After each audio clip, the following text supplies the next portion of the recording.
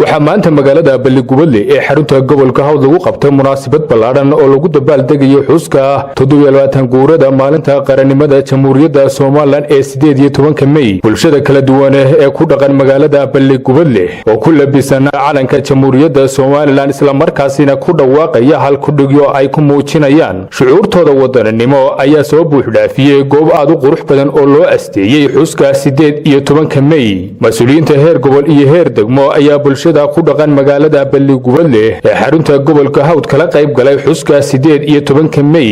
madashaasi oo hay'ad madal aad u qurux badan ayaa ugu horeyn waxa hadallo kala duwan ka jeediyay culimo awdiin waxgarad cuqaal dhalinyaro iyo haween odayaal waxayna dhamaantood ku dheeraadeen xuska maalinta qaranimada Jamhuuriyadda Soomaaliland ee 18 May iyo sidoo kale kaalintii muuqatay ee magaalada Balligubadle kaga jirtay halgankii iyo dib u xoreyntii dalka. maanta munaasabadan qaaliga ah ee iskugu nimid 18 May ee maanta ku xusayno gobolka amba degmada Balligubadle waa guul u soo yatay Soomaaliland. maanta waxaynu joognaa 18 May xuskeedii waxa weeye Soomaaliland goobtii waxa iyaguna madashaasi ka hadlay mas'uuliyiin ay ka mid ahaayeen maayirka degmada Balligubadle Cabdi Iimaan Jaamac iyo barasaabka gobolka Hawd Yaasiin Maxamed Shide.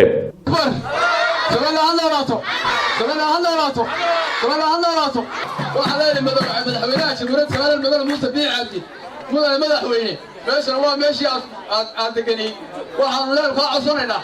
inaad hoos u eegto madaxweyne oo noogu horeyso wadada Balligubadle arkiisa socda ka Soomaaliland daraf ilaa daraf guda ilaa debed qof kasta oo Soomaaliland uu xusaya maalintan qiimaha inagu leh ee 18 May ayaynu xusaynaa aynu ku barbaarino ubadkeena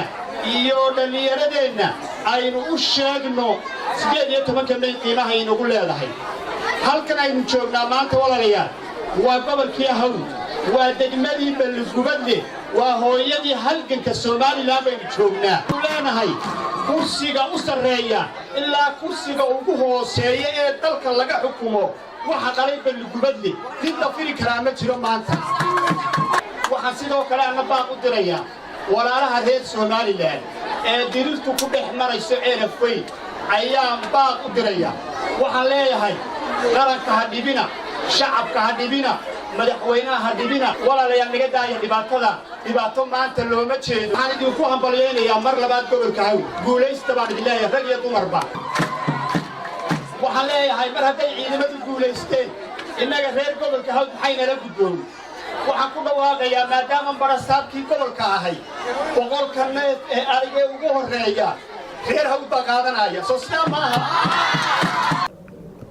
geesta kale deegaanada kala duwan ee gobolka Hawd ayaa maanta si mug iyo miisaan looga xusay xuska 18 May. Maxamed Shiciir Axmed iyo Axmed Maxamed Cawaale warbaahinta qaranka Soomaaliland magaalada Balligubadle.